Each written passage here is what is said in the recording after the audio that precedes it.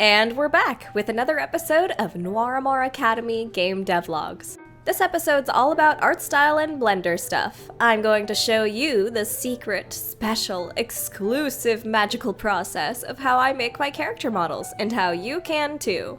Without making a blood pact with a dubiously moral entity. Oh, and hey, if you haven't seen the other episodes in this series yet, you probably should, since the other episodes cover my reasons to make the game and introduces you to the theming, characters, story, and gameplay concepts. Link to the playlist in the description. Art style. What is an art style? Is it in the high fidelity, beautifully rendered locks of Nathan Drake's hair, or the solid green color of Link's tunic? Well, both. An art style is the artistic design approach used throughout a game. Many games employ art directors, whose job it is to make sure every asset, from a box to a branch, from a grown man to a small lad, remain consistent in style and feel. It would be strange for cartoons to show up in a land of realistic characters after all. Art style consistency is important to the tone of your game. Keeping it consistent helps to maintain immersion in the world. Since I'm the art director, among many other things, it's up to me to find our art style. Firstly, what is the type of art I already know how to do? Sticking mostly with what I know is a good way to save time. Well, for my other two game projects, I utilized a character design language inspired by fashion doll brands, and mixed it with the hand-painted texture style of League of Legends. Let me break this down a bit more. League of Legends and World of Warcraft use an art style known in the industry as the hand-painted texture art style. It's meant to emulate 2D paintings, as if the characters themselves are painted creations who have stepped out of a piece of splash art. One of the biggest advantages of this style is that it saves space and it's easier to render, hence why lower fidelity games like League and WoW use it. But why is that? Let's break it down even further. First off, these models don't usually require a very high poly count. Lots of polygons, or the square thingies that make up the model, require more processing power. Less polys need less power. This style requires less polygons because a lot of the detail is painted directly onto the texture, not modeled in with extra polys. Following so far? Okay, stay with me. The other advantage of this style is that it generally requires only one type of material map, the color map. You see, to create the materials you see in most video games, different kinds of texture maps are used. The color map is the easiest to understand, it's just the base colors of the character. But other maps indicate different things to the lighting engine. A normal map tells the lighting where bumps and other little details are on the model, details that are too small to be modeled on. A roughness map tells the engine how rough or smooth parts of a material are. A metalness map says how metallic part of the model should look, and an opacity map indicates transparency. All these maps on different models adds a lot more storage space to a game project, and can also up the processing power. It's why more realistic games, with their high poly counts and many maps, are harder to run than, like, WoW. Admittedly, I am someone who focused so much on hand-painted style 3D for my previous games that I'm still learning about creating PBR models. PBR is the name of the style that uses all of these types of maps. In fact, this Anya model was my attempt at learning more about creating and baking these maps. And this model, while just a sculpt in ZBrush, was practice for me to try a new style. Since I'm not entirely comfortable with PBR, I'm sticking with hand-painted for this project. There is also the fact that, well, this game takes place in the same universe as Mariposa and Kitty Rue, just on a different planet from those two. It makes sense for these styles to be similar for brand consistency. But I don't want it to feel entirely the same as my other work. Since Noives as a planet is very monochromatic, this gives me a new challenge to my style. On the one hand, it's technically easier to paint things in black and white. On the other hand, now I have to be even more careful with values, and it might be hard to have the characters really stand out from their backgrounds. Some ideas I have to punch up this style are: 1. Using Borderlands-like ink lines on the characters. The pros? More unique from my previous work and gives a comic book flair. The cons? I'll have to go back and hand paint these lines on all the models I've made so far. Might be worth it though? 2. I'm almost certainly going to have a border or outline around the characters. It will probably be necessary for clarity. 3. Using some kind of hatching shader. One of the big inspirations for this game was the series of Unfortunate Events book series. The illustrations in those books used a beautiful pencil style whose shading would be interesting to kind of replicate. Alternatively, I want a sort of inky cross-hatching look. I've seen some shaders I'd like to mess around with to get a style like this. So, to try and test everything out, I've been constructing a sample classroom setting for the game. Here I can test lighting, shaders, textures, everything. It's not quite done yet, but I'm getting very close, and once it is done, I'll be porting it into Unreal 5 and doing a bunch of experimentation. Next episode will probably go into the weeds of making this environment test, and I'll show you the results of my experiments. Phew, alright, next topic.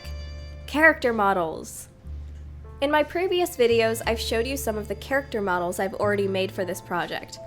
I've actually made almost all the models I'll need for the classroom demo I plan to create for the crowdfunding campaign. Oh, yes, I plan to have a small playable demo. It will have a series of simple puzzles and some fun character interactions to hopefully get you excited for more. It'll take place in this history classroom. Anyway, yeah, character models. There are 2 pipelines I've used. The first is starting in Blender, then moving to 3D Coat, then back to Blender. But since recently learning ZBrush, my pipeline now looks more like ZBrush, Blender, 3D Coat, then Blender. This is due to the fact that ZBrush is a lot better for the first step of my character creation process, sculpting. Character modelers usually use 2 methods to make character models. Box modeling, which is starting from a box and using normal 3D software tools to extract and model from there. And then there's sculpting, my preferred method, which starts from a high poly sphere and uses tools based off of real-life clay sculpting techniques. To create Judith's model, I sculpted the base of her body in ZBrush. I'm still learning the software, so it was a great learning experience to make a character of mine in it. I now prefer sculpting in ZBrush, but it's quite the beast to learn due to its really hard to understand UI. Anyways, one of the advantages of the sculpting method is that it helps to create more naturalistic looking characters in my opinion. It's much easier for me to focus on anatomy and proportion when sculpting than it is with box modeling. There's also the fact that in sculpting, you're able to add in high detail right off the bat. However, this is also a disadvantage. I mean, look at this poly count. This is way too many polys for a rigged game model. So the next step is what we in the biz call Topology. This step is basically just tracing over the high poly model in order to make it low poly. I use a Blender plugin called RetopOflow to streamline the process a bit more, but you don't just slap polygons on the model willy-nilly. You gotta follow some general patterns so that the mesh is clean and more ideal for animation. For example, putting loops of polygons around the eyes and mouth helps when animating the face. It also makes it deform in a more proper way, since in real life, the muscles around your face also form loops around your eyes and mouth. Putting loops around the limbs is also standard. There isn't an exact science to topology, but there are good general rules to try and keep in mind if you want your model to be clean and better for animating. I'm not an expert myself, and with how admittedly really boring and time-consuming retopology is, I've actually got an auto retopology tool that I mostly use for complicated yet less important parts when animating, mainly the hairstyles. The style of hair I do, especially when they have a bunch of curls, was so time-consuming and wrist-breaking to topologize by hand that using an auto topology tool was essential to allow me to finish hairstyles for NPCs in Kitty Rue before launch. I do tend to fix them a bit before moving forward, and I may also start using Z-Remesher and ZBrush to help with this. As for faces and bodies though, I do that stuff by hand for the sake of animating. Who knows how the pipeline will evolve in the future. What's the time? It's unwrapping time! You know those chocolate rabbits that have the printed foil wrapped around them? Did you ever eat those and then take the wrapper and unwrap it all the way so it lays out flat? That's basically the process of unwrapping 3D models. Taking something 3D and making it flat so that you can paint textures onto it. Just like in sewing, but in reverse, You mark out seams on a model, and then the unwrapping process splits the model by the seams and lays it flat. You arrange these pieces to fit nicely together in order to save on pixel space. What's that? Texturing's next? I export my model from Blender and import it into 3D Coat, a software that most hand-painted style artists use.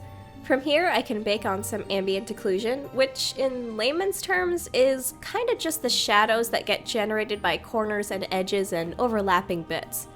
Then I fill in some solid color areas and just paint. I actually was able to purchase a mentorship a couple years ago from Katya Borikina, who works at Riot Games as a character modeler, and she assisted me as I went through the process of making the updated Mariposa model. She helped me learn new things regarding the hand-painted style, and I still look up to her work as an inspiration and reference. If you're interested in working in this style, I recommend looking at the ArtStation pages of various Blizzard and Riot artists to reference their work. I also recommend joining the Hand Painters Guild Discord server. It's a bit hard to describe this process, as a lot of it has to do with normal painting and rendering skills just translated onto a new medium. Painting in your darks, mediums, and lights. And if I was painting in color, I'd keep in mind other rules like how color changes on the skin. This is admittedly a skill I am still not completely confident in, and I don't think I'm at the level of other industry artists yet. I've been trying to get into the industry as a character artist for the past several years, and haven't quite made it. This is likely for several reasons.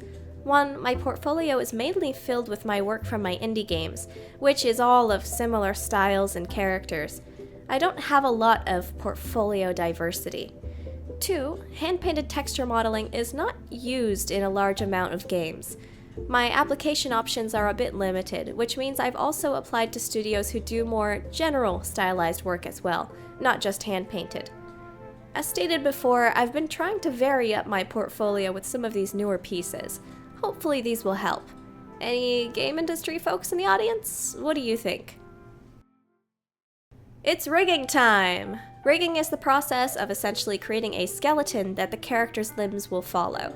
You put bone joints wherever you want parts of your character to move, be it knees, elbows, ears, lips, or eyebrows. Once the skeleton is made, I like to use a tool called Rigify in Blender to auto-add controls for the bones. These controls help make it easier to manipulate the skeleton, like automatically bending the knees when you move the foot, or automatically moving the other bones in the tail when you rotate one. I recommend watching CG Dive's videos on the subject for more information. His videos have been a huge help. But at this stage, the bones won't move the character mesh. First you have to parent the mesh to the control rig, which automatically assigns parts of the mesh to each bone. However, the auto-parent is not always correct, and a process called weight painting is then used to indicate to the program which parts of the body should be moved by each bone. Here is an example without weight painting correction, and here is an example of when it's fixed. Once your character is all rigged, the next step is animation. But we're running a bit long already, so I'm going to talk about that stuff in another video. See you in the next video, and thanks for watching! Please support these videos on Patreon. Also, follow me on Instagram and Twitter. The Fantastic Kitty Rue is now available on Steam. Link in the description below.